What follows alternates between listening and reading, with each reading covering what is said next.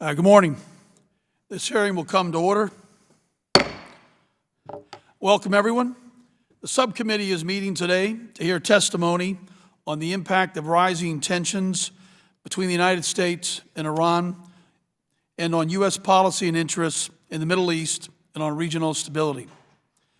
May I ask for unanimous consent for Representative Perry, who's a full member of the Foreign Affairs Committee, to join us this morning? Without objection. I want to note that Chairman Deutsch will be joining us late this morning. I thank our witnesses for appearing today. I now recognize myself for the purpose of making an opening statement. There are a number of significant questions before us. First, are the American people more safe or less safe after the killing of Qasem Soleimani? How are the Trump administration's escalation and program of maximum pressure impacting U.S. interests and stability in the region? What are the explicit benchmarks and goals of the Trump administration's policies toward Iran and Iraq? As a member of this subcommittee, I have significant concerns about the administration's inability to answer these questions and communicate a coherent strategy to confront the Iranian challenge while avoiding war and keeping us safe. I have to say that we had hoped to hear from Secretary Pompeo about this in the Foreign Affairs Committee 2 weeks ago, but he refused to testify. The committee has invited him again to a hearing tomorrow, and I sincerely hope he attends, because our questions about U.S. actions against Iran get at some of the most fundamental issues of war and peace that come before Congress. We're exercising our constitutional duty, and I would imagine that as a former member of Congress, the Secretary understands that. Soleimani was responsible for the attacks that killed hundreds of Americans and thousands of Iraqis, Syrians, and others. The careful plotting and planning he put into sowing death, destruction, and chaos is absolutely reprehensible. There's no doubt that under his command, the Quds forces' efforts to expand terror pose a direct threat to U.S. interests and American lives. However, the Trump administration has failed to provide a coherent rationale for the strike that killed him, and it remains an open question whether eliminating one threat is worth the consequences of this action. The fact remains the American people have seen no evidence that killing Soleimani prevented an imminent attack against American facilities or personnel, and no evidence of a discernible political plan for our policy toward Iran moving forward. I don't want to ignore the implications for Iraq either. Before the situation escalated so dramatically at the end of December, Iraqis were taken to the streets to protest pervasive Iranian influence in their country. These protesters forced Iraq's leaders to take action, resulting in new electoral law and the resignation of Prime Minister Abdul Mahdi. The Iraqi protest struck me as a very real and passionate expression of a people who want to be free of undue Iranian influence. Instead, Iraq now seems to be the site of a proxy battle. The administration's escalation has jeopardized our interest in Iraq. Now that U.S. military personnel are focused almost entirely on force protection against threats posed by Iran and its militia partners, almost all of our counter-ISIS efforts in Iraq are paused. Iran would like nothing more than to force American civilian and military personnel out of Iraq. Following the strike on Soleimani, the Iraqi Council of Representatives voted to end U.S. military presence there. Last Friday, tens of thousands have protested in the streets of Baghdad, calling for the expulsion of American troops. And the largest protest movement appears to be splintering. I cannot stress this enough. This is exactly what Iran has wanted all along. It serves no one's best interest if our actions lead to a dramatic reduction in regional diplomacy, a resurgence of ISIS, and free rein for Iran and its proxies. Finally, I'd like to make the point, because I think this administration needs to be reminded, Congress has not authorized war with Iran. What we need now is a clear strategy. We should use this occasion to develop one that is based on collaboration between equal branches of our government and enjoys bipartisan support. In the long run, this is more likely to make us safe and strong than the escalatory action that seemed to have taken over the last month. I look forward to hearing from the witnesses and thank them for helping us understand the consequences of recent events in U.S.-Iran relations, their implications for the Middle East, and how the United States can best navigate this difficult path forward. I now recognize the ranking member for the purpose of making an opening statement. Ladies and gentlemen, I'm honored to be here today, and thank you, Chairman David Trone, for standing in for Chairman Deutsch. Thank you for calling this important hearing to examine what comes next for U.S. policies and interests in the Middle East after President Donald Trump's courageous, game-changing decision to protect Americans by eliminating Qasem Soleimani, a merciless terrorist who was directly responsible for the deaths of at least 700 Americans in the conflict that we have in the global war on terrorism. Iran has been threatening the United States since taking the American diplomats hostage during the Islamic Revolution in 1979. This is not a secret. The regime chants, death to America, death to Israel. These chants are not empty words. These are the followers of the Ayatollah announcing their intentions to the world, and it's our responsibilities as protectors of the American people to recognize that and respond as needed to defend American families. I firmly believe that the attacks of Iran and its proxies have engaged in the past year, and as recently with the missile attack yesterday, beginning with the bombing of the Marine barracks in Beirut, and on to ballistic missile attacks of U.S. forces in Iraq, attacks against the U.S. Embassy in Baghdad, shooting down an American drone and attacking oil tankers in oil fields, an attempted assassination in Washington. All are hallmarks of the rogue Iranian regime's murderous conduct. These attacks will not stop if they're left unaddressed. President Trump's strike on Soleimani was a needed step to achieve peace through strength. Today we will discuss what other steps are needed to bring stability to the Middle East, even as Iran works to sow discord and chaos. We must continue the maximum pressure campaign. The sanctions against the Iranian rulers are working. The despots in Iran are desperate. Now is not the time to restore resources for tyrants to continue aggression in the region. Sanctions relief did not lead the authoritarians to moderate behavior before, and it will not have that effect now. Turning to Iraq, the United States must make it a priority to stand for human rights, accountability, and meaningful government reform. For months, the Iraqi people have been expressing their democratic rights as guaranteed to them by the Iraqi Constitution, protesting corruption in their government and Iran's interference in their country. Gruesomely, these protesters have been slaughtered. Amnesty International says that over 600 people have been killed. It's our responsibility to stand with these protesters and defend their rights. That's why my colleague, Representative Tom Malinowski, and I have introduced H.R. 5376, the Iraq Human Rights and Accountability Act of 2019, which requires a State Department review to determine if certain popular mobilization forces and Interior Ministry leaders meet the criteria for imposition of sanctions pursuant to the Global Magnitsky Act, Human Rights and Accountability Act. The Trump administration has courageously imposed sanctions on the PMF tyrants and made corruption designations. I know the administration will continue to take a strong stance on this issue, and I hope this committee will take up the Iraq Human Rights and Accountability Act.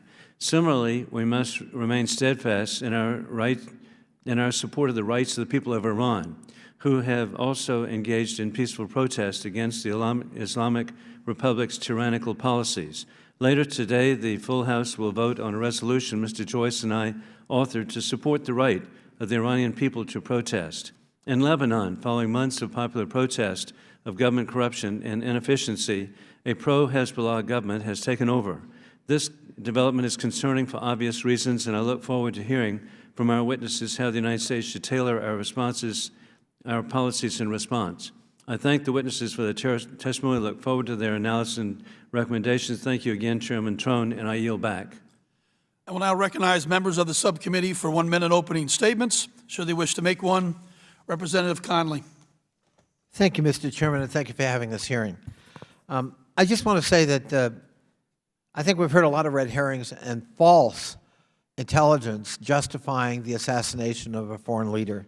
However malign an actor he was, and he was, is it going to be the policy of the United States to take out, by assassination, every malign leader in the Middle East? Of course not.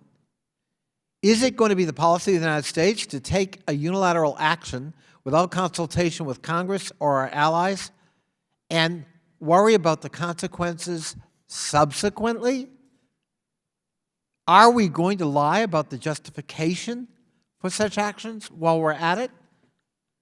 That cannot be the policy of the United States in this region. It is not the proper action of a great power, and frankly, it has weakened the United States, not strengthened us. And unlike what Secretary Pompeo says, today is not a safer world, it's a more dangerous world after that action. There should have been proper consultation, careful vetting, and a clear understanding of the import of this action. None of that happened. And all of that flows from the disastrous decision by this president to walk away from our own nuclear agreement with Iran that was working. Well, I know we'll explore that in the hearing. Thank you, Mr. Chairman. Any other members?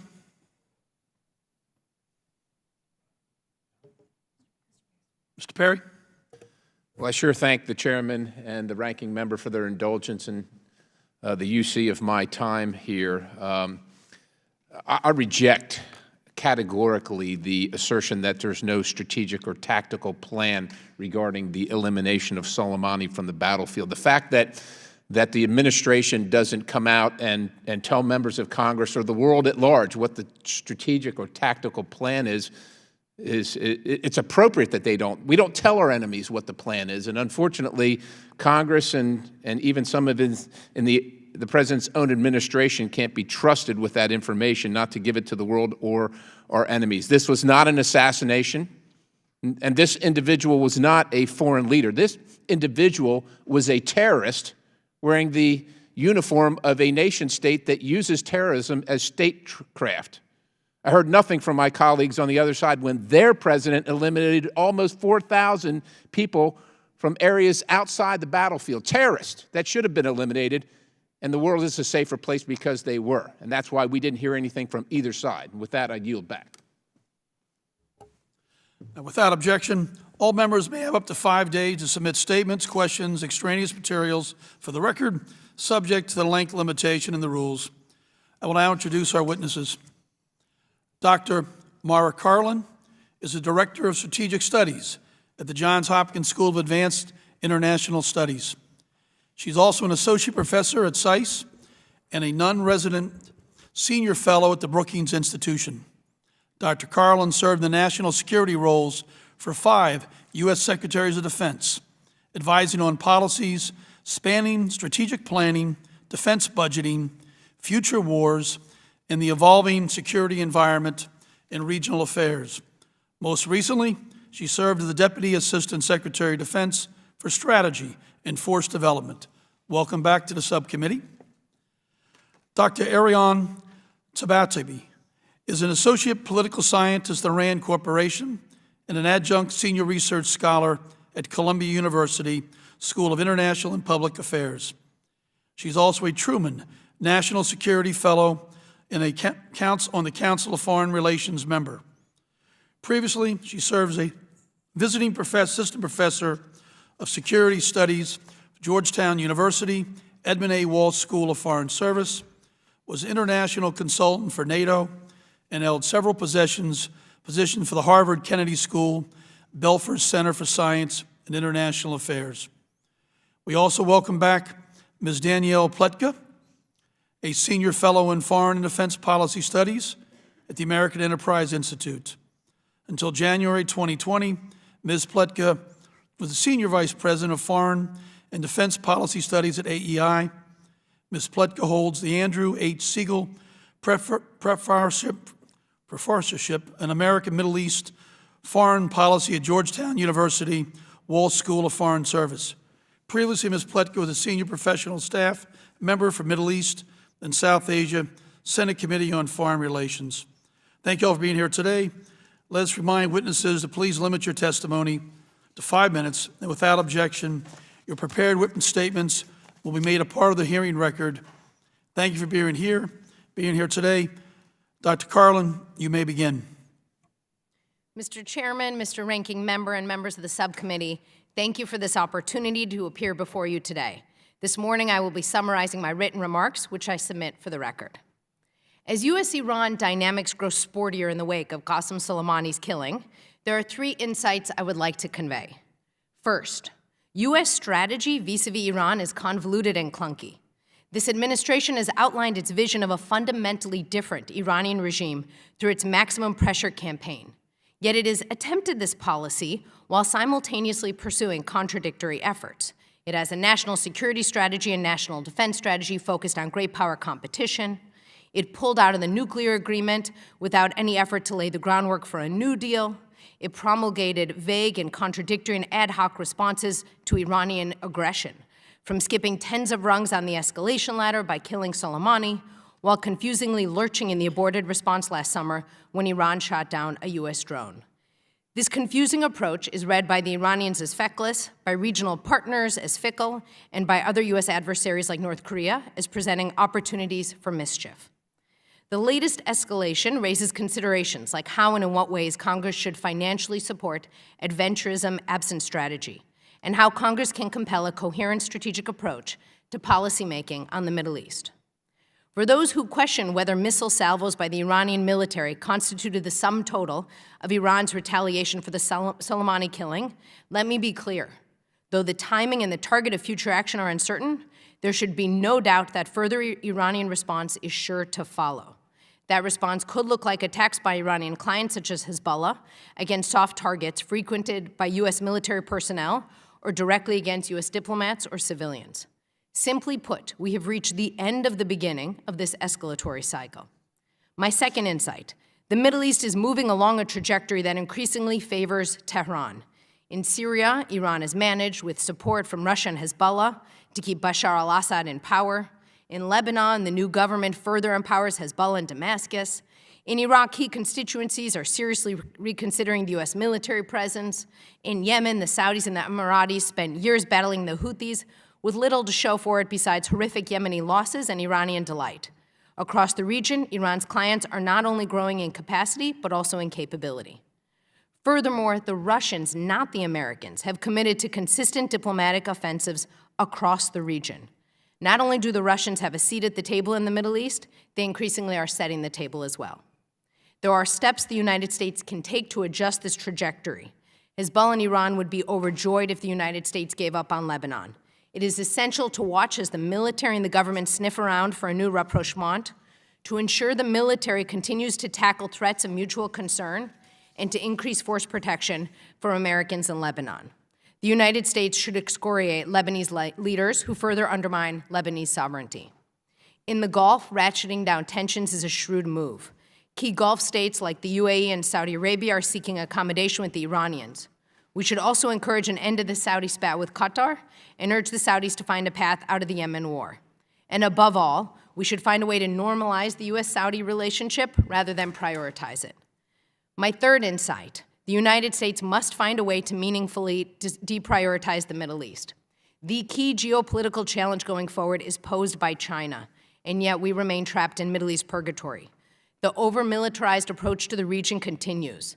At least 20,000 new U.S. military forces have been sent to the region in recent months, bringing the total estimate of U.S. military personnel to 80,000, which comes at a time as our diplomatic presence is plummeting. The administration's maximum pressure campaign is resulting in maximum focus on Iran, and there are opportunity costs for doing so. Going forward, I urge you to look at the following areas of concern.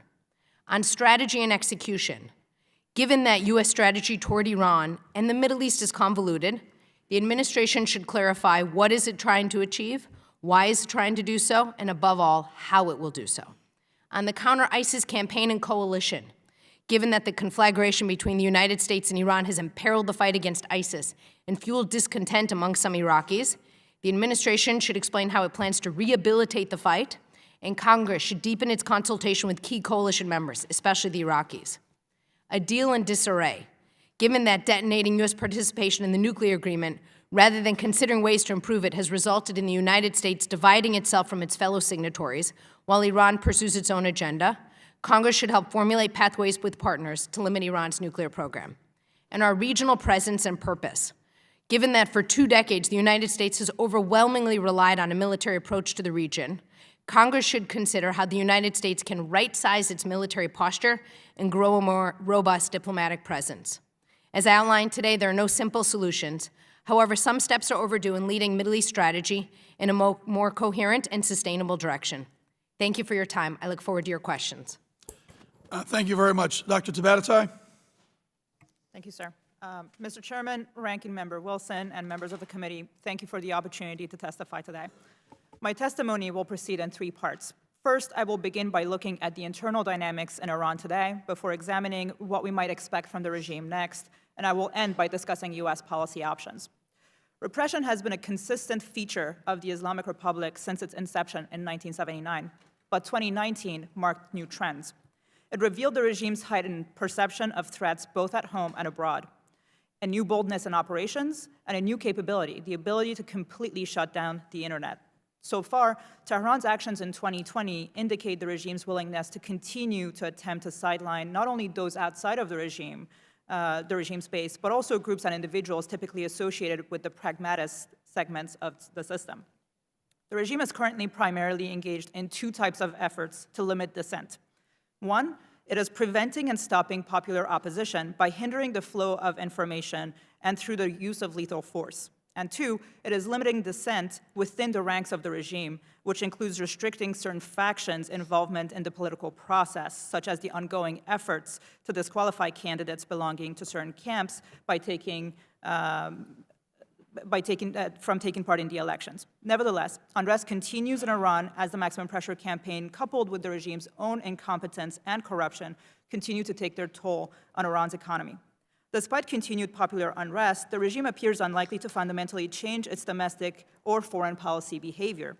And although Iran appears to have made a symbolic response to Soleimani's death, the regime probably does not feel that it has achieved full justice for Soleimani's killing. The United States should be prepared for further action from Iran, likely a more subtle response that is intended to limit our ability to react. Though limited, Iran's toolbox allows the regime to overcome its conventional inferiority vis-à-vis the United States, enabling it to pose a challenge to us and our partners. It includes the following: disinformation to sway public opinion, attempts to interfere in our elections, cyber attacks and efforts to target U.S. persons, organizations, agencies, and infrastructure, a network of proxies including tens of thousands of fighters across several theaters and countries, direct IRGC attacks on U.S. personnel, assets, and interests, resumption of attacks on oil infrastructure, and the resumption of nuclear activities that were previously halted under the JCPOA. Clearly, the United States should be prepared for all scenarios, including a potential collapse of the regime.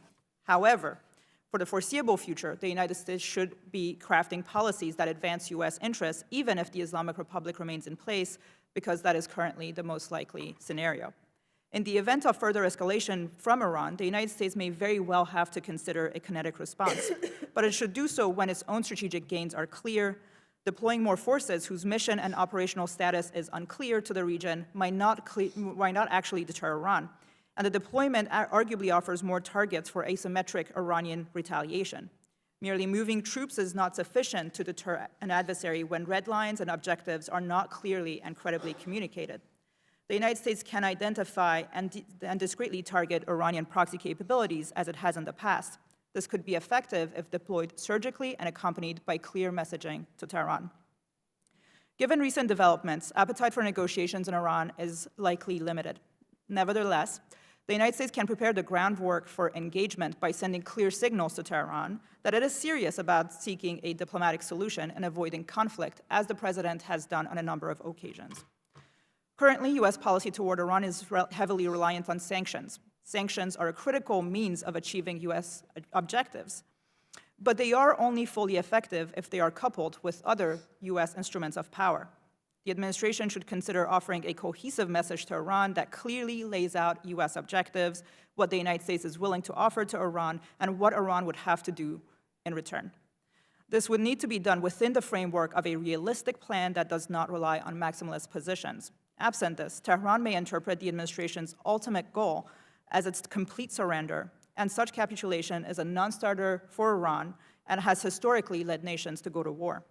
Congress could request more clarity in this messaging and decision-making process, as well as encourage coordination with allies.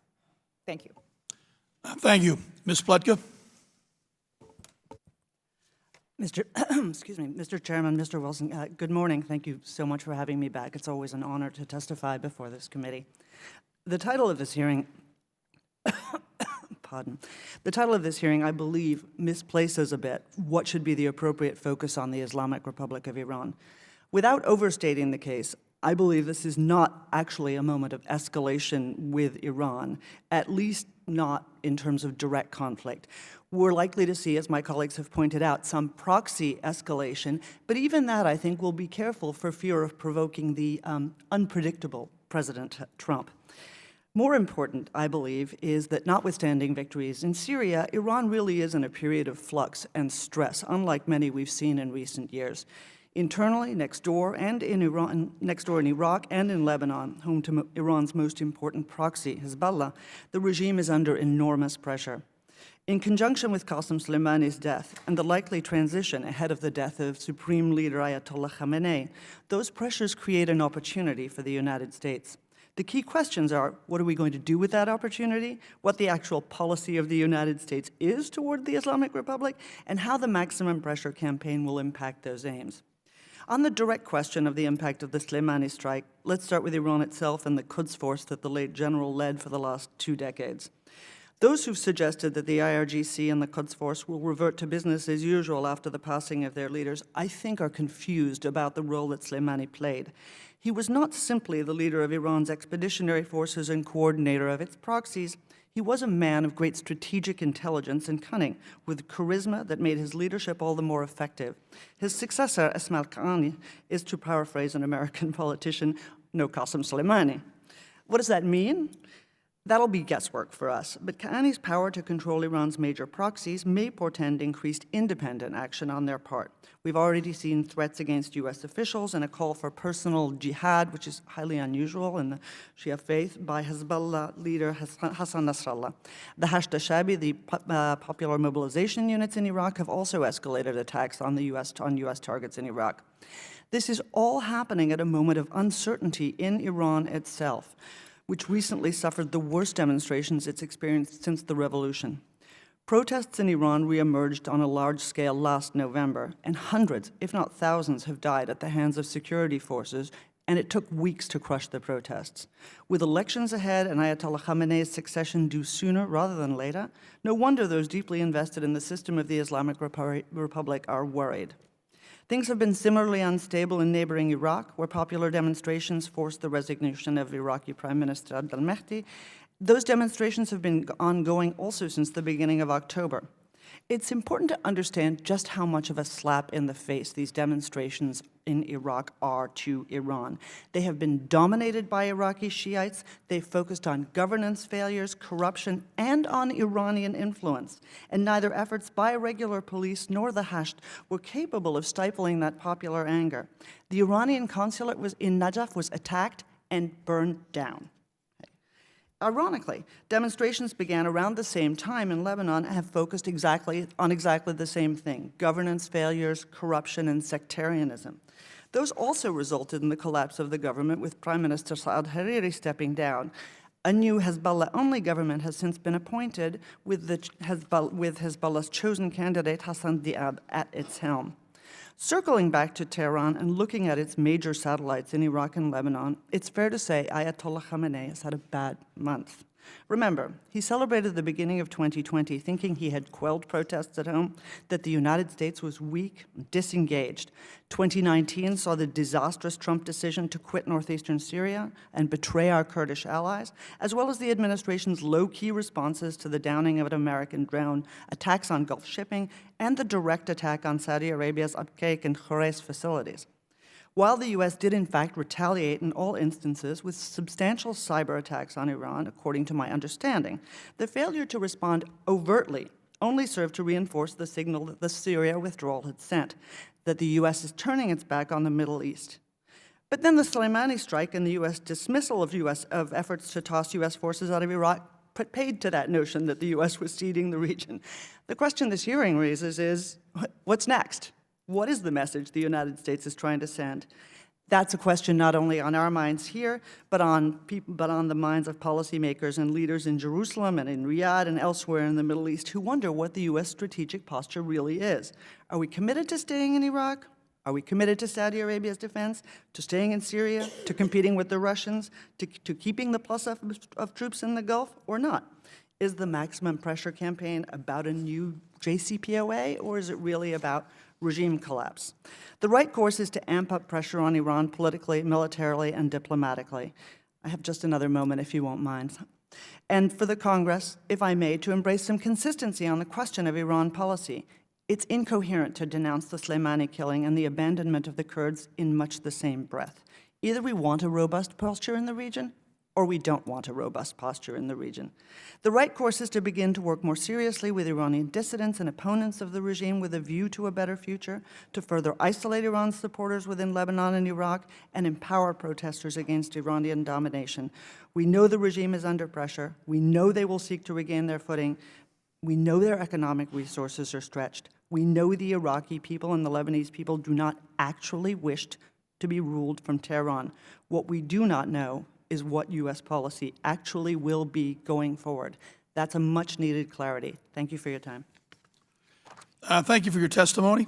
We'll now move to member questions under the 5-minute rule. I will begin, followed by Ranking Member Wilson. It will then alternate between the parties. Let me begin by asking Dr. Karlin. With respect to the Soleimani strike, there's concern that the Trump administration did not consider the fallout or implications for other U.S. interests in the region. Hezbollah, arguably Iran's strongest proxy, in addition to its ongoing military activities, how and where could Iran deploy Hezbollah to threaten U.S. or our partners? And what advanced capabilities has Iran provided Hezbollah that are most concerning to the U.S.? Thank you for your question, Mr. Chairman. I think there is very real concern that is warranted that the administration did not think about the second and third order effects to this strike, a strike that had been pondered by previous U.S. administrations and also by the Israelis, and then not taken. Had there been some serious consideration, I think we would have seen enhanced force protection, for example, and a plethora of embassy notifications, particularly across the Middle East, and perhaps flowing troops ahead of time. So I think there's a lot of evidence that one should be concerned that these attendant effects were not considered. How the Iranians might respond, there's not a shortage of options, to be frank. They've done the official military response, right? And it ended up being relatively superficial, and luckily the injuries were not catastrophic, although very real on the U.S. military personnel side.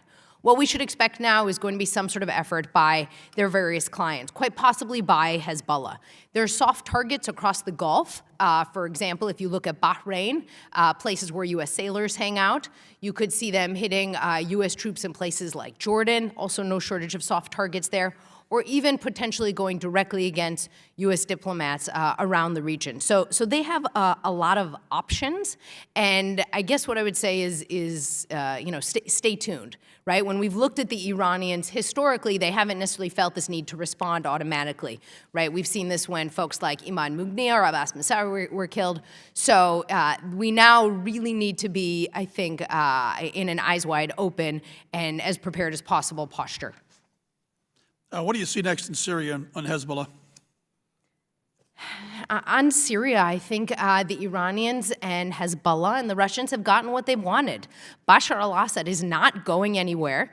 Granted, he has this sporty insurgency to continue tackling, and it's, that will continue, but a year from now, 2 years from now, when we're having further hearings, I suspect Bashar al-Assad will still be around. And as he increasingly takes control, Hezbollah will be able to now focus less on Syria and more on other things that the Iranians need them to do, in particular what's happening domestically in Lebanon. Thank you. Dr. Tabatabai, the downing of the Ukrainian airliner sparked the resurgence of demonstrations in Iran. How will these protests affect near-term Iranian decision-making, specifically potential retaliation for the killing of Soleimani? And how are the protests impacting the parliamentary elections scheduled in February in Iran? Thank you, sir. Yes, as you mentioned, the downing of the airliner has led to protests in Iran. What is important to note, though, is that protests are an inherent feature of Iranian public life. They have been happening for 40 years. So I would be careful to kind of chase what is happening in Iran domestically and put too much weight in terms of what impact it may have on the regime. That said, it is quite clear now, I think, that the next parliament in Iran is going to be fairly hardline, that most of the so-called reformists and moderates have been sidelined in an attempt to undermine President Rouhani and his efforts going into the Iranian presidential election year. Ms. Pletka, Iran has long sought the withdrawal of U.S. forces from Iraq. In what ways is Tehran likely to exert pressure on the Iraqi political system to push for the expulsion of our troops? How should we respond?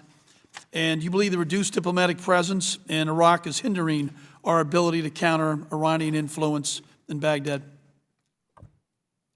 Thank you, sir. That's a great question. I think that's going to be Iran's #1 priority, is to use its proxies, whether they are in terrorist groups around the region or in governments that they support, to try to push U.S. troops out of the region and to try to extend Iranian influence even further than it has extended in recent years. They are going to do that using the popular mobilization units. They're going to do that using the turmoil that we see on the ground right now in the formation of a new government. They're going to do that using Hezbollah. They're going to use that using strategic attacks against U.S. targets that they believe go up to but do not push past what they believe or assess to be the president's red line. The challenge for them, of course, is not knowing exactly where that is and going too far, because going too far will clearly provoke a response, as the president has proven earlier this year. I'm sorry, what was the second part of your question? Oh, the diplomatic part.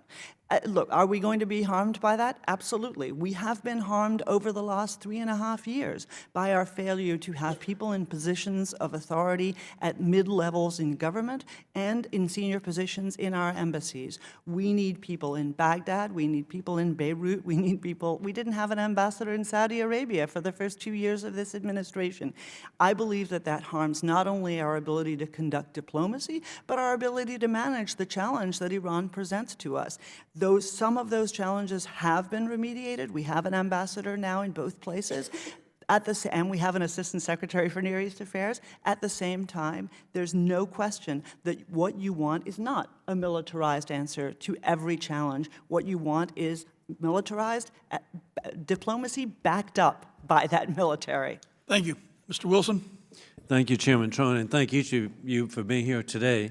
Ms. Pletka, how would you assess the effectiveness of the United States sanctions on Iran, which have been courageously placed by President Donald Trump? Have you detected any changes in Iran's behavior since the maximum pressure campaign has begun? And how best can we help the people of Iran, who are the heirs of the extraordinary Persian culture? Thank you for asking that question. On the issue of sanctions, I think many of us who believed that an effort to reconstitute sanctions after the JCPOA would be very difficult, if not impossible, have been, the word I like to use is gobsmacked by how effective they have been. The president and his team have done, I think, by all accounts, an impressive job in putting together the most serious, the most biting campaign of sanctions that have been in place. Iran's foreign currency assets are diminished extraordinarily. Iran's currency has dropped precipitously. Iran's oil exports are below a quarter of a million barrels per day, which is their main source of income. The only question there is, again, to what end? And you rightly follow up with the question of how we can best help the people of Iran, because these sanctions, while they impact the people of Iran, are, of course, focused on the regime of the Islamic Republic, not on the people of Iran. They are the victims of this regime, and they will suffer alongside. How can we best help them? You know, we have never been terribly successful at answering that question, not since the end of the Cold War. And I believe that if this committee, were to turn to that question, it would be hugely helpful to our policy. Because no matter what, even if these demonstrations that we're seeing in Iran are unlikely to lead to regime collapse, and I believe they are unlikely to lead to that, at the same time, we should know what it is that we hope will be there instead of the ayatollahs and the mullahs that are running the country right now. Thank you very much. It's also encouraging to see our EU allies now adjusting to hopefully embracing sanctions. And Ms. Pletka, how should the U.S. alter its Lebanon policy in response to the new pro-Hezbollah government? How does this change in our strategic posture toward Lebanon? Lebanon is really a modern-day tragedy, and our failure to do more to limit Hezbollah's influence in Lebanon over successive administrations, nonpartisan criticism or bipartisan criticism is in place. Right now, what we're looking at is the replacement of a government that was a fig leaf for Hezbollah to a government that is plain Hezbollah. The implications for Israel, the implications for us, the implications for terrorism, and the implications for the Lebanese people are very serious. What we need to do, again, is we need to work to isolate those inside Lebanon who have robbed the country blind with their corruption, who support terrorism, and who seek to drag Lebanon as a victim into war with Israel at some point in the future. How we do that is partly the way we have so far, through sanctions, but sanctions are a very blunt tool. We also need to empower and help the people who are willing to stand up to Hezbollah. And there, I feel we have really fallen down on the job. We have supported only the Lebanese military, and believing that the Lebanese military is a key tool in fighting Sunni extremism. Well, it is, but it's also a key tool in helping Hezbollah. We need a much more refined, much more directed policy that looks to empower good guys and to isolate and harm bad guys. Thank you. And Dr. Tabatabai, what more can we do to support the popular protesters in Iraq?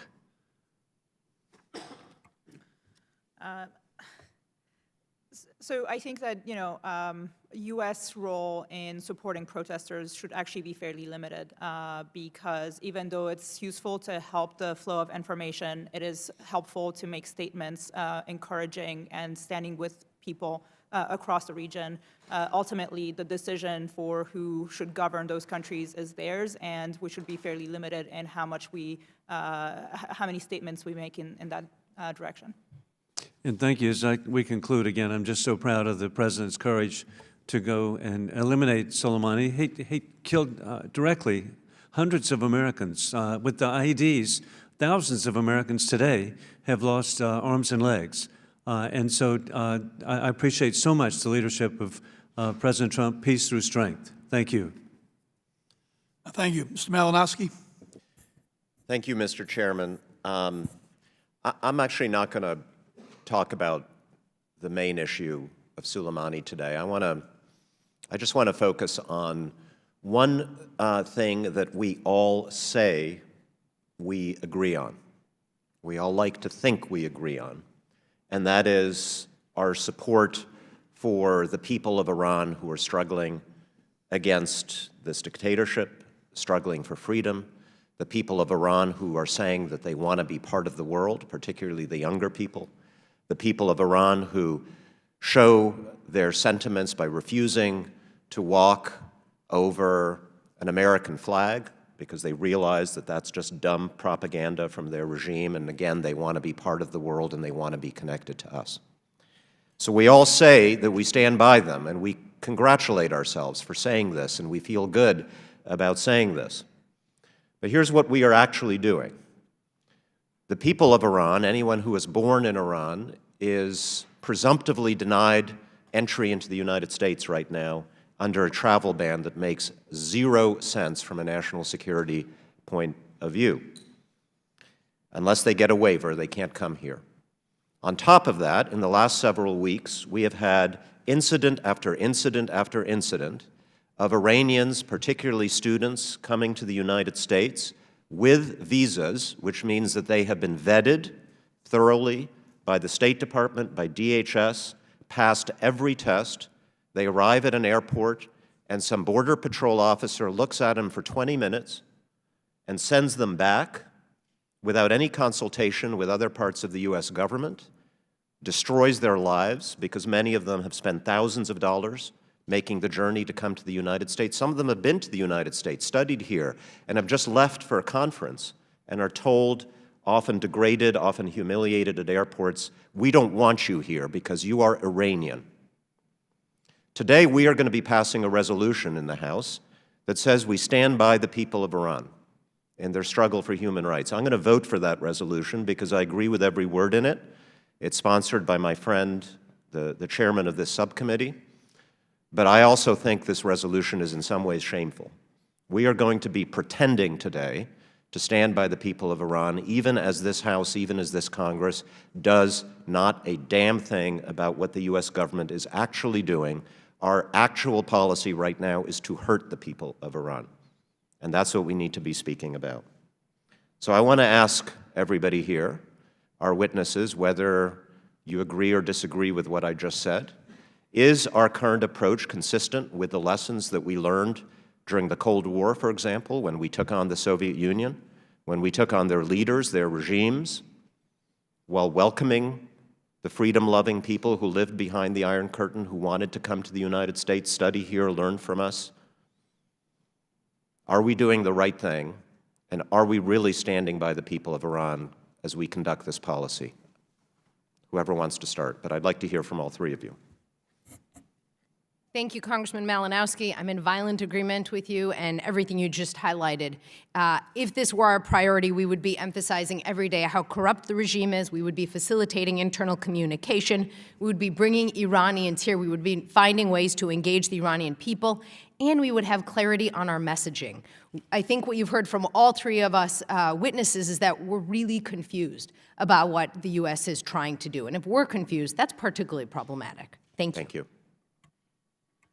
Sir, yeah, thank you. I'm also completely in agreement with you and my colleague. In addition to the travel ban and, of course, all the issues you highlighted at the border, there's also the humanitarian impact of sanctions that we should be thinking about.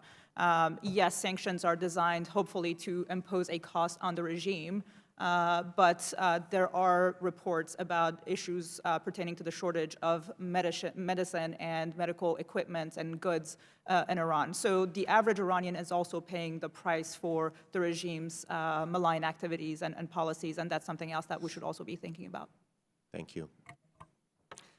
Well, you know what I think about this. I do agree with you. I think restrictions on cultural visits and on educational visits by Iranian students and others is self-defeating.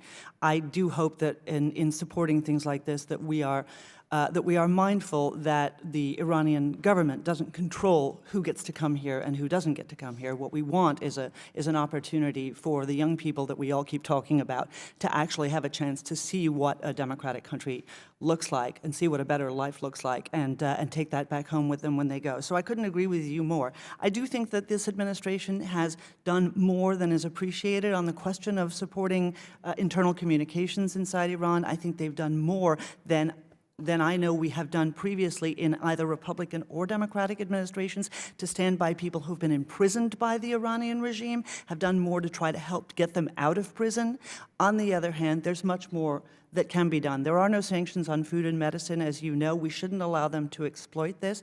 What I would love for us to do is what we did during the Soviet era, which is to elevate this as a matter that we discuss in every single meeting. I've said it before at this committee, when we talk about the human rights and human freedom of the Iranian people and about the predations of their government. Thank you. Mr. Chabot? Thank you very much, Thank you, Mr. Chairman. Dr. Karlin, I'll begin with you if I can. How would you expect the IRGC's regional operations to change without Soleimani at the helm? Thank you for that. Thank you for that question, Mr. Congressman. Qasem Soleimani was important, but he was not irreplaceable.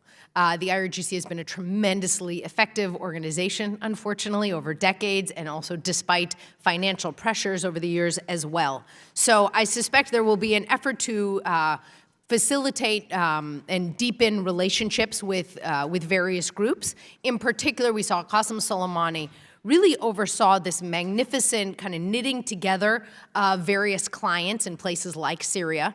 So his replacement will have to work on facilitating new and deeper relationships as well. That said, I do not expect any meaningful change whatsoever. Thank you. Thank you very much. Dr. Tabatabai, hope I pronounced that right. I'll go to you next. How do you expect Iran's relationship with the PMF, the so-called Popular Mobilization Forces, to change without Mohandas in the picture? Yes, thank you. A similar answer. I think that the relationship is very strategic right now. As both the United States and Iran start to enter a new era of competition in Iraq, the PMF is going to be a critical asset for Iran. We've seen how closely Kataib Hezbollah has been following the Iranian lead over the past year especially, and I suspect that that will continue to happen, and Kataib Hezbollah specifically will continue to remain a tool by which Iran exercises pressure on the United States. Thank you very much. Ms. Pletka, I'll go to you next. First of all, I used to periodically, about once a year for a number of years, go and teach, lecture to students at the University of Dayton, just north of my district, which is Cincinnati. And the professor there was a Father Pletka, and I was just curious if you know if there's any relationship. Nope. He was Absolutely none. great- The word father is the dead giveaway for me, since that's not my religion. Okay. Well, he was a great priest and a great guy, but in any event. With the Soleimani strike, President Trump made clear that killing Americans was a very red line. Nevertheless, over the weekend, we saw Iranian proxies hit our embassy in Baghdad with rockets. I think we assume that Iran was involved with this. What, if any, adjustments would you recommend to the administration relative to deterrence and Iran? Well, after the Soleimani strike, people said that the United States had restored deterrence in the region.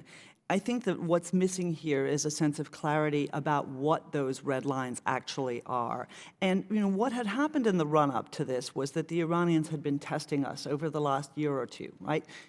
Like your little brother, am I bugging you now? Am I bugging you now? With successive escalations in strikes. And they finally went too far. That's not a really great way to run a relationship. It's better to have that clarity up front. And so what we're looking at now, in the aftermath of the strike, is the Iranians once again trying to figure out what it is they can do. Iranian proxies are now involved in this. The attacks on the Green Zone and on our facility in Baghdad are most likely coming from Iranian proxies. We should make no mistake, their ultimate instructions come from Tehran, but at the same time, it's Iraqi forces that are doing this. And I think that they don't know exactly what we're going to do in response. I would very much welcome the idea of the president standing up and being very clear about what it is that the United States is willing to tolerate and what it is not willing to tolerate, and that he would not fall into the trap of saying, and if you keep at this, we're going to withdraw troops, because of course that is the aim of the attacks in the first place. Thank you very much. And with the little bit of time I have left, I'll follow up if I can with another question. In the past few months, we've seen popular frustration with Iran's influence and its proxies in Lebanon. How should we respond to these protests and the demands of the protesters? How can we be sympathetic and helpful without having it turned against us? It's a good question because obviously you don't want people labeled as puppets, but that is part of the risk that comes with the game. If we remember during the Cold War, all of the Soviet refuseniks and dissidents were labeled as American puppets because that's what dictatorships do to their opponents. Inside Lebanon, I think we have done a lamentable job in trying to fight against the corruption that has frankly not just ripped off money from the Lebanese people, but ripped off money from the World Bank, ripped off money from USAID and the American taxpayer. This is a systemic corruption that has taken place in the government of Lebanon that is, and make no mistake, this is not just Hezbollah involved in systemic corruption. That's why people are out in the streets. It's not for some political reason. It's because they're sick and tired of not having. Do you realize that in Beirut, which is considered by some to be the Paris or the Switzerland of the Middle East, they don't have electricity 24 hours a day in some parts? That is because this government has been incapable of not lining its own pockets and doing the right thing and providing services. The United States isn't very good in helping fight against corruption. That goes for Iraq, that goes for Lebanon, and frankly, it goes for a lot of other places. We could really step it up in that area. Thank you. My time's expired, Mr. Chairman. Thank you. Thank you. Mr. Conley? Thank you, Mr. Chairman. And I'm sorry our friend from Pennsylvania is still not here. To deny that the killing of Soleimani was not an assassination really brings, George Orwell to tears. What was it? A mercy killing? Euthanasia by drone? It was an assassination. It was the targeting and killing of a foreign leader. Now, we can debate whether that's appropriate or warranted, but it is what it is. And unfortunately, it's that kind of Orwellian behavior that characterizes all too much of what passes for a foreign policy in the Middle East. We heard that it was, quote, incoherent to denounce the Soleimani strike and the abandonment of the Kurds in the same breath, but both have the same thing in character, and I'd ask you, Dr. Karlin, to comment. No consultation with Congress, no coordination with allies, absence of any kind of larger context for strategy, damaging counter-ISIS operations, and increasing threats to Americans. So both actions, though different in nature, had similar characteristics and consequences. Your comment, Dr. Karlin. Thank you for that question, Mr. Congressman. I couldn't agree with you more. Look, we can all agree that Qasem Soleimani was a horrific human being who was detrimental to U.S. national security interests, period, full stop. There's no debate about that. Responsible for the deaths and at least the maiming of thousands of American servicemen and women. That said, it is still not clear why he was killed, when he was killed, and where he was killed. That is profoundly worrisome. So I think it makes sense to question why did that happen? What were we expecting? What do we expect to happen after that? And also to note, as you do, sir, the confusion surrounding our relationship with the Kurds and our partners around the region. Any successes we have in this region are due to our partners in the region and also outside of the region, like the counter-ISIS coalition members, like our allies in Europe. When they're not sure what we're trying to do, then we can't all work in lockstep in support of a coherent and sustainable policy. Would you say that the unilateral renouncement of our own agreement, JCPOA, that was working in all respects, might fit in that category? I think it was profoundly unhelpful. I would have rather that we had worked with our close allies to try to get a pathway to another agreement. Would you say that by abandoning JCPOA, nonetheless, it achieved the objectives of curbing bad Iranian behavior in the region? I don't think we see much evidence of that, and Right. we see the U.S. standing alone. Do you think sanctions have curbed their behavior in the region, in Yemen, in Syria, in Iraq, in Lebanon? I think sanctions have been unhelpful to them domestically, but at the end of the day, as we saw during the Iran-Iraq war, they'll find a way to fund what they need to fund. Yeah.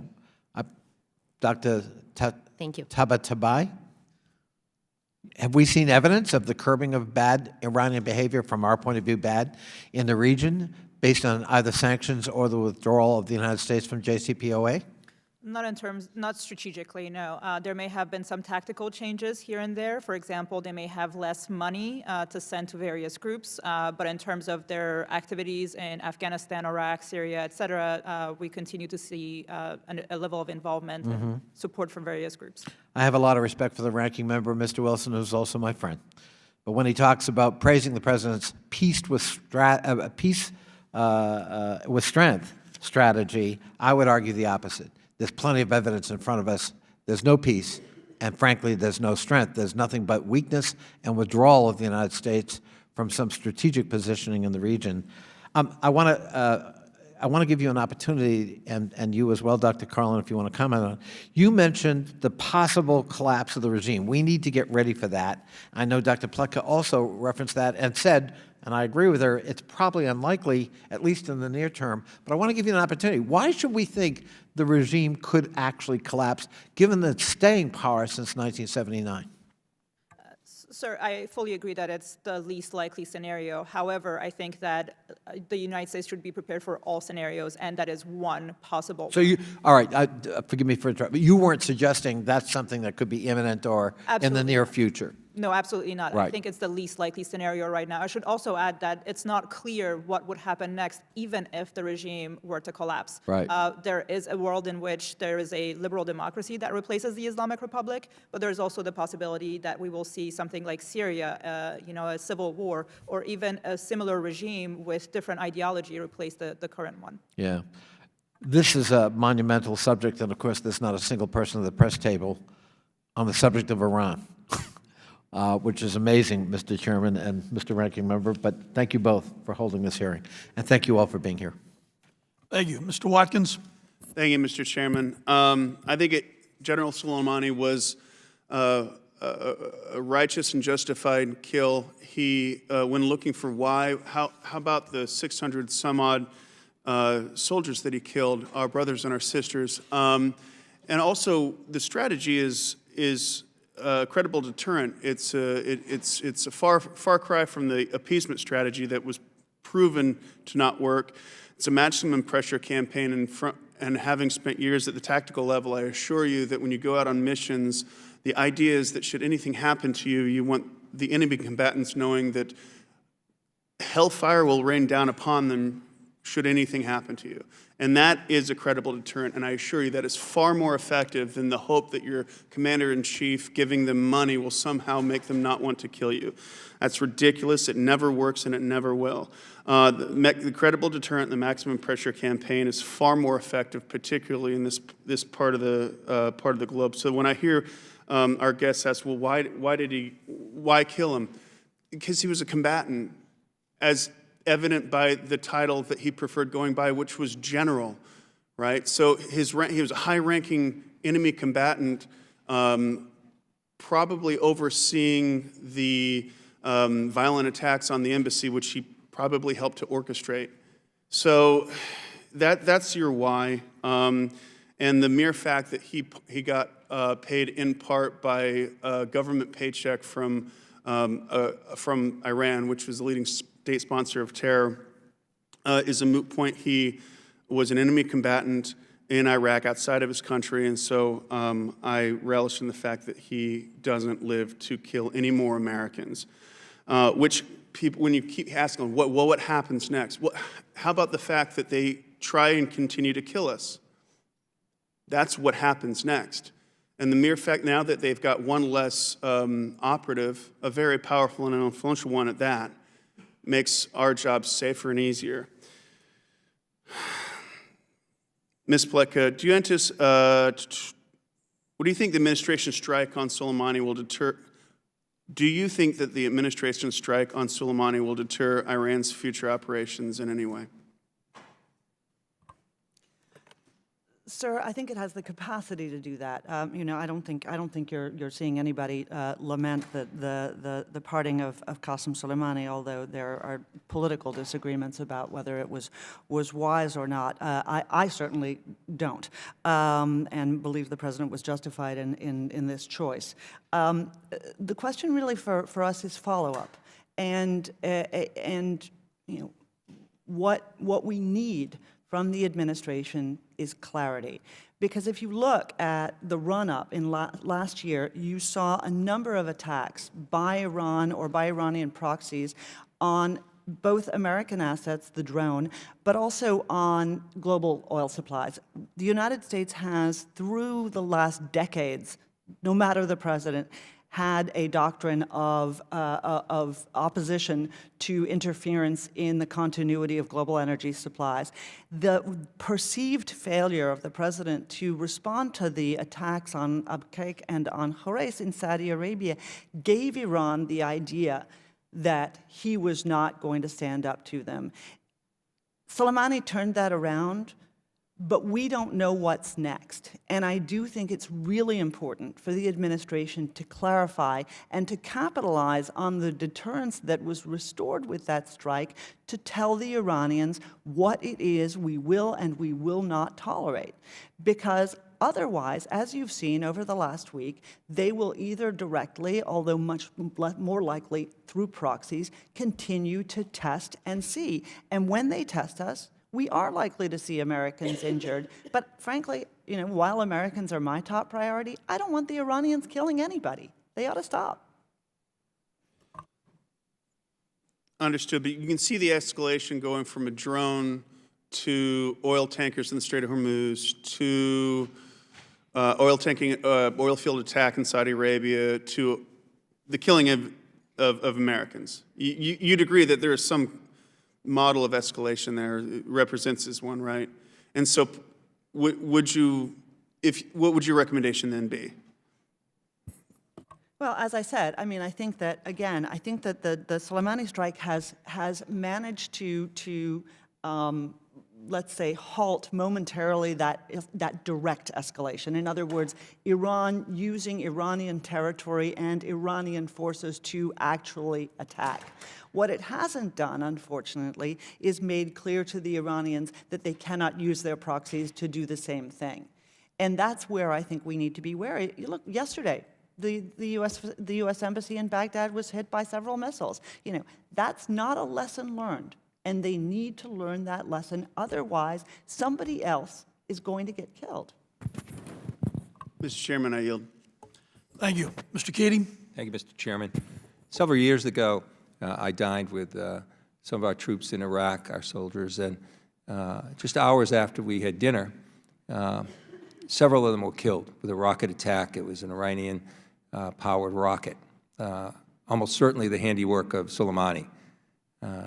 We don't mourn his death one iota. But I think for the purpose of this hearing, we've got to expand the way we're looking at the issue, or we'll just be lost. And here's what I want to, and particularly in response to Dr. Karlin's opening remarks, that the administration needs to create a clear strategy and rebuild diplomatic relations with Iraq and move towards nuclear. We have right now the administration saying they're going to continue maximum pressure strategy. And to date, even administration members saying to date that's not been successful. Yet we're also saying, well, we have to engage them in discussions for a new nuclear agreement since we pulled out of the JCPOA. Well, it's contradictory. I mean, how do you accomplish that? You can't use a carrot and a stick at the same time. There's no clarity with that, the clarity you spoke to, Dr. Karlin. So where do we go forward in the big picture here? We have a strategy to date that's not working. Meanwhile, Iran is moving forward, and it's my belief, based upon what I can just estimate, I'll leave it at that, that they're closer to a year, thanks to the JCPOA, than 6 months to a breakout. But the clock is ticking. So what we have, maximum pressure, not working to date. Discussions about why we should have discussions and about a nuclear agreement. The clock is ticking, and pretty soon, every day, they're closer to being a nuclear power. And the problem we have dealing with them is just going to be that much more difficult. Just look at North Korea. So where do we go? Where's this clarity, and how can you possibly move forward without making a decision? Now, who are the intermediaries? I mean, the Sultan of Oman passed away, and he was an intermediary in the past. Can you suggest, Dr. Karlin, you were saying Congress should have a greater role. But with the administration, with this contradictory carrot and stick approach and no clarity whatsoever, how do we go forward? Thank you for that question, Mr. Congressman. We do need to acknowledge that it just hasn't been working, that increasingly the United States is standing alone, and that problematically the conversation is increasingly about the United States rather than about the Iranians. That's distracting and profoundly unhelpful. So where we go is by starting to find some other allies. It's always better when more folks are on your team than not. So I think— Yes, but our historic allies are in agreement with the JCPOA. They didn't pull out. Indeed. So that creates an enormous difficulty with them being intermediaries. They would be arguing against themselves. Indeed, and I think we probably need to make some sort of shift, acknowledging that any discussion toward a new nuclear agreement will be highly imperfect, but it's a story where something is better than nothing. So working with the Germans, the Brits, the French in particular will be crucial. I should emphasize that the administration hasn't done much to build a pathway to a new agreement, and moreover, the Russians appear to be the ones all over the Middle East. So and by the way, if I could, that's not getting us any closer because if we continue with maximum pressure, Iran's not going to negotiate with continued maximum pressure. We'll put them in a spot where their option seems to be, let's go ahead with the nuclear plant, let's let our proxies act, and we don't have contingencies in place to deal with that. And you know, we have the sanctions, but the Revolutionary Guard, they're getting money from the black market when there's sanctions even. So, I think you addressed they managed to get their money somehow. Well, that's one of the ways they do it. So these contradictions are there. Don't you think the administration has to come to grips with selecting one avenue and pursuing it and not have these series of contradictions? Well, maximum pressure increasingly sounds like regime change, and it sounds like a test they just can't pass. So why try to even study for it? So effectively, I do think one can have a policy that mixes carrots and sticks as long as it's nuanced and thoughtful. But if the Iranians feel like there's absolutely nothing they can do to meaningfully get the U.S. to shift, I don't see why they would do so. That is the problem, and we'll work as a Congress and a committee to try and delve into those issues. Thank you for being here. But until we acknowledge the big picture here, we're going to continue to put ourselves perilously close to conflict and war. Thank you. Thank you. Mr. Mast? Thank you, Mr. Chairman. Have any of you all been in a fight, physical or combat or otherwise?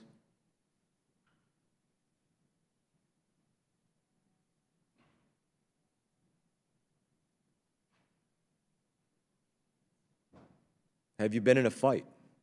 Have any of you been in a fist fight or in combat?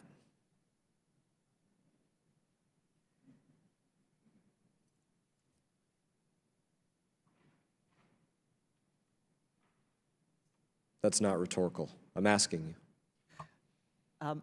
I can't speak for my colleagues, but I've certainly been in a fight. Why do you ask? Have you been in a fight?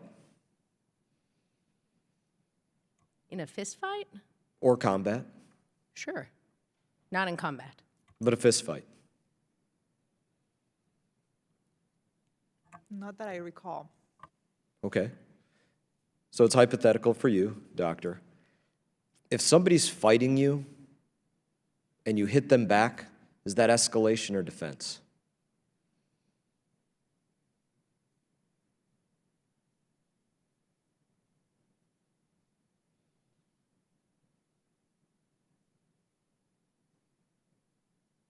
I'll take your silence as exactly. We weren't escalating.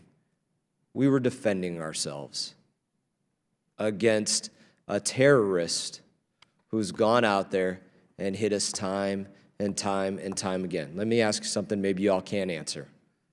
When was the last time that Soleimani hit us before he ended up in about 5 separate pieces on the side of a tarmac? I don't know, Mr. Congressman, that anyone is debating how awful he was or how many servicemen and women whose deaths or maimings he's responsible. People are, but that's not my question. When was the last time he hit us? He's consistently hitting us. No, when was the last time he hit us? When was the very last time that Soleimani hit us? Consistently up until his death. So right up until his death, he was hitting us. You agree with that? His last actions right before his death was hitting the United States of America. I think there's no debate that up until the end of his life, Qasem Soleimani was working against U.S. national security interests. But what about his last actions? Literally, I mean, you guys are Director of Strategic Studies, political scientists, foreign and defense policy studies. You guys study this. What was his last act of terrorism before we ended his life on the side of a tarmac?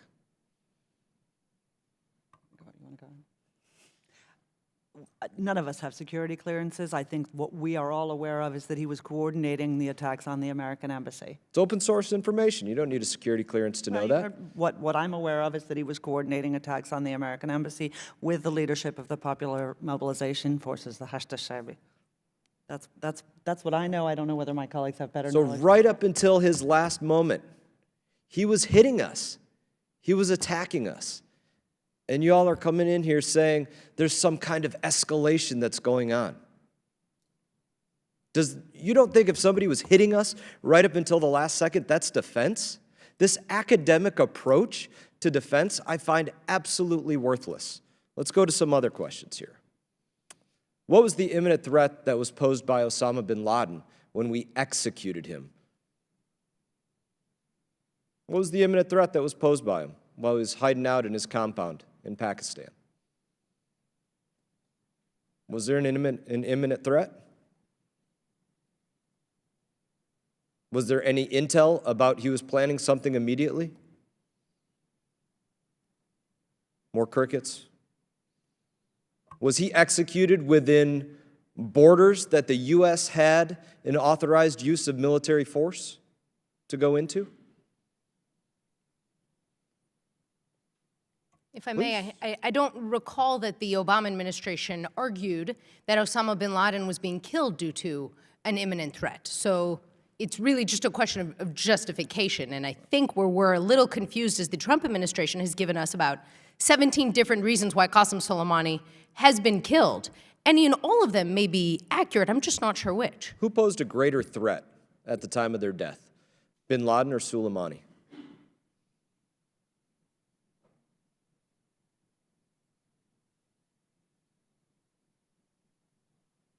More crickets.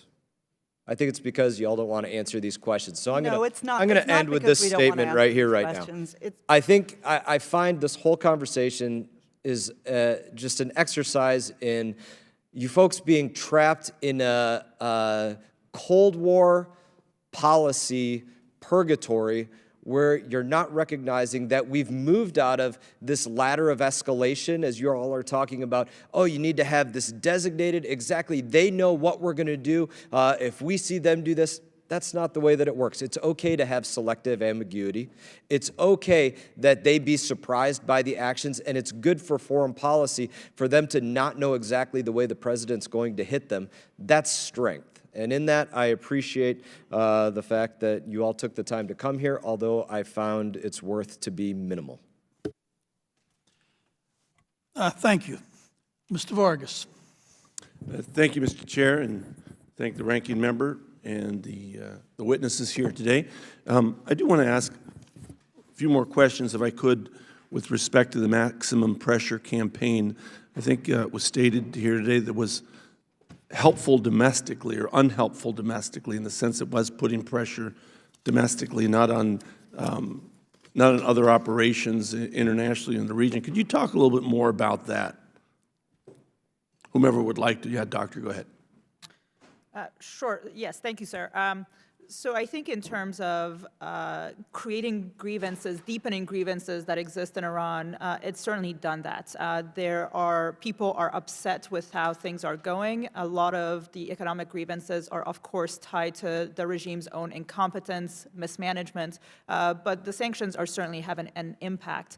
I think the key question that we should be asking ourselves, though, because hopefully we're not in the business of hurting countries for the sake of hurting countries, but in order to achieve our objectives, is what are the objectives we're trying to achieve, and is maximum pressure helping us get to that point? I certainly think that in terms of a strategic impact, we haven't seen that yet. Would you agree with that, Ms. Pletka? I think we have seen a strategic impact. What we are not going to see is, from one strike, the Iranians changing what is essentially the gravamen of their foreign policy. Iranian foreign policy has, for the last at least 3 decades, if not really since the inception of the Islamic Republic, been structured around indirect conflict rather than direct, except for the Iran-Iraq war. So the notion that they would toss that by the wayside after the death of Qasem Soleimani is unlikely. But no, I think you may have misunderstood or misheard my question. I apologize. It wasn't the strike at all. Oh. No, my question was on the issue of maximum pressure campaign. So the maximum pressure campaign, it does seem to have done something internally in the country, and that you do see more protest. You do see that there is some disruption, certainly by some. I mean, that I think is my apologies. That's okay. I know you were so focused, but go ahead and try to answer. Still the same answer, Yeah. which is that I think we've seen some impact in terms of Iran's ability to continue to fund its proxies. When Hassan Nasrallah, the head of Hezbollah, goes out and starts begging for money, that's probably good news for people who hate terrorism, and that's certainly had an impact. We've seen that they've not been able to support, they've not been able to meet payroll in certain instances. There's no question that when the Islamic Republic is forced to choose to spend money on these proxy forces and doesn't, that's a good thing for us. Does that mean that they're going to abandon the entire raison d'etre of their foreign policy, which is the use and building up of these proxies? No, it doesn't. But it's made it much harder. And it has, I think there is persuasive evidence that it has made an issue of it internally, because people do resent the notion that they're paying other guys to fight in Syria, which is not, I think, in the view of most Iranians, critical to their interests, that they're paying other people to fight for Assad when they're not spending at home. Dr. Karlin, what do you think? I think it has had an effect. However, when I look at the 2 buckets of concern I have with Iranian policy, there's the nuclear file and there's the bad behavior regionally file. Effectively, the Iranians are doing pretty well on both of those. So at the strategic level, I don't think we have seen the change that we need to. Thank you. Yeah, the concern I've always had, of course, is the nuclear side. And I personally didn't think that the deal that we had with them was a great deal. I was one of the first people to come out against it on the Democratic side.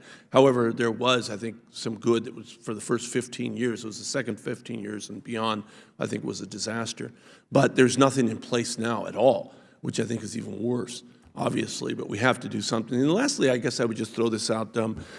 I certainly would always think of Iran and Iraq as counterbalances when Saddam Hussein was there. You even see the Iran-Iraq war in 1980, I think, to 88, where it was sort of a stalemate and huge losses on both sides, but certainly, in my own opinion, 2 very rough, difficult, maybe tyrannical groups fighting against each other there, the politicians and the armies. But there is no counterbalance yet that's proximate to that country. In fact, just the opposite now. It seems that Iraq is cozying up to it, and that's a real problem. Any quick comments? I know my time's about out. Yeah, I certainly would agree that since 2003, Iran has had less of a challenge from Iraq, and in fact, it has been able to expand its influence in Iraq, largely thanks to us toppling Saddam. Thank you. Thank you, Mr. Chairman. But we don't miss Saddam Hussein. We should underscore. Excuse me? We don't miss Saddam Hussein. Don't miss Saddam Hussein? No. I don't miss him at all. No, and neither do we. Bad guys. We should underscore that. I just remember strategically there was a counterbalance, but I don't miss any of those guys. Thank you, Mr. Vargas. I will recognize myself for 5 minutes. Welcome to the witnesses. I'm sorry that I was delayed. Later today, Ranking Member Wilson and I will join our colleagues on the House floor to consider HRES 752 resolution supporting the rights of the Iranian people to free expression and condemning the regime for its crackdown on legitimate protests, the violent crackdown on expression, shutting down of the internet. I want to also take a moment to thank my friend Mr. Malinowski for his powerful comments about the abhorrent U.S. policy towards Iranians who want to come to this country. And I'd like to I'd like to just ask a question or two about that. Dr. Tabatabai, the United States recently barred Iranians from accessing E1 and E2 non-immigrant visas that allow foreign nationals to enter the United States to engage in international trade or to invest capital. Of course, the administration barred all immigrant visas to Iranians in early 2017. How do we make sense of what we're going to be doing on the House floor later, standing with the Iranian people, and the bans that are in place? Can you just, they're, as Mr. Malinowski points out, they're so utterly inconsistent, but I would love your insight. Yes, thank you, Mr. Chairman. I think those two things are somewhat contradictory, to say the least. On the one hand, we are saying that we stand with the Iranian people in their fight against their own tyrannical regime. On the other hand, we're barring them from entering the country. I would agree on very thin grounds when it comes to national security concerns. And in fact, I think that allowing these students who have gone through the process, who have been deemed as not posing a challenge, a threat to U.S. national security, allowing them to come to this country to study in top universities, as many of them have been accepted, is good for our image. It allows them to be exposed to different ways of thinking, to experience democracy firsthand, and ultimately it allows them to contribute to our economy as well. So I think that it is a positive thing to allow them to come here, and I think that it is very important, if we're saying that we're standing with the Iranian people, that we're also putting our money where our mouth is. Thanks. Ms. Pletka, isn't there isn't there a benefit at the same time that we're expressing our support for the Iranian people and their desire for democracy to allow them to be exposed to democracy here? Congressman Malinowski raised this with all three of us before you were able to be here, and I said exactly what I'm about to say again, which is it's completely inconsistent. While we need to be mindful about both national security questions, because Iranians have tried to conduct terrorism on our soil and have tried to and have looked to supply their nuclear and missile program with purchasers here in the United States. At the same time, if we are mindful, if we're not good enough to keep those guys out and let the right people in, then shame on us. I couldn't agree more. Thank you. In my remaining time, I just want to spend a moment talking about what all of this means to our efforts to try to free Americans and other foreign nationals that the Iranians hold hostage. And that includes my constituent, Bob Levinson, who was abducted nearly 13 years ago. The tensions that exist now obviously affect negotiations over American citizens who have been wrongly detained or held hostage. I would open this to any of you. A diplomatic channel to discuss hostages, a potential off-ramp, an opportunity to de-escalate tensions is critical. Is it your sense, any of you, that exists? How much harder is it now? Ms. Pletka, we'll start with you and go down there. There is a diplomatic channel to discuss hostages, and it resulted in the release of a Princeton student who was being illegally held inside Iran. It resulted in the first information we've had, actually, about Bob Levinson in some time. It is one of the contradictions of this administration, perhaps, that it has been, I think, unusually successful and unusually diligent in trying to, in paying attention to both Americans and others imprisoned in regimes like Iran's. So actually, that's a hopeful sign. Dr. Tabatabai.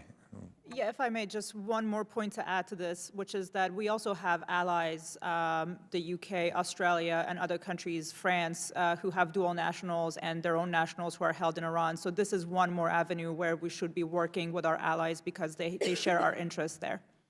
Dr. Karlin? I have nothing to add, sir. Yeah. I think your assessment is exactly right. I would simply make the request of you, as I make everyone who appears here, that every amount of credit that we give to the administration and others that the administration works with on being diligent and focusing on this issue, as As we focus on those efforts, let's also acknowledge the fact that none of those efforts will be deemed fully successful until everyone has the opportunity to return home, including my constituent Bob Levinson. And it's a point I've made to the administration and continue to, just as I have to the prior administration and everyone who's been involved in this. I thank you very much for being here. And again, I apologize for my delay. Mr. Wilson? Yes, thank you, Chairman Deutsch. And as we conclude, certainly in a bipartisan manner, we can recognize that Nawrez Hamid, an Iraqi-American, was killed by an Iranian rocket on December 27th. It was 5 days later that Soleimani was killed. And so the context needs to be placed, and not to forget Nawrez Hamid, who was buried in California, was an appreciated Iraqi-American Muslim. Thank you.